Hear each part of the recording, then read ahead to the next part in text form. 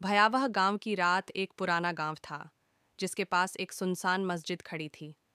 लोग कहते थे कि यह मस्जिद कभी आबाद हुआ करती थी, लेकिन कई सालों से अंधेरों में डूबी पड़ी थी। गांव वाले रात को उसके पास भी नहीं जाते थे, क्योंकि वहां से अजीब अजीब डरावनी आवाज़ें आती थीं। एक दिन एक नौजवान जिसका नाम हमजा था, गांव में आया। वह नेक और अल्लाह से डरने वाला था। गांव के लोगों ने उसे चेताया, बेटा, उस मस्जिद में मत जाना, वहां जिन्न रहते हैं। जो भी रात को वहां गया कभी वापस नहीं आया। हमजा ने कहा, मस्जिद अल्लाह का घर है, वहाँ नमाज पढ़ना इबादत है। डरना सिर्फ अल्लाह से चाहिए, जिन्हों से नहीं।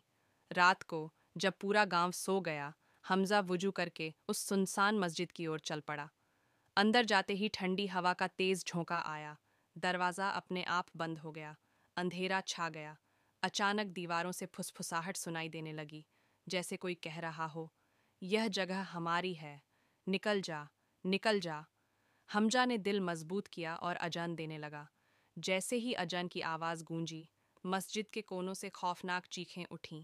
साये हिलने लगे, दीवारें कांपने लगीं, मगर हमजा डटा रहा। जब उसने नमाज शुरू की तो एक बड़ा सा काला साया सामने आया। उसकी आंखें लाल अंगारों की तरह जल रही थीं। वह बोला, हम सदियों से यहाँ रहते हैं, तेरे जैसे बहुत आए, सब नष्ट हो गए। हमजा ने बेखौफ होकर सूरह अल फलक और सूरह अन नास की तिलावत शुरू कर दी। जितना वह कुरान पढ़ता गया, उतना ही वह साया सिकुड़ता गया। आखिरकार एक भयानक चीख के साथ वह साया धुएं की तरह गायब हो गया। सुबह हुई तो गांव वाले हैरान थे। मस्जिद की दीवारें रोशन थीं, जैसे कई साल बाद उसमें नूर उतर आया हो। हमजा ने कहा, यह मस्जिद अल्लाह की है, किसी और की नहीं।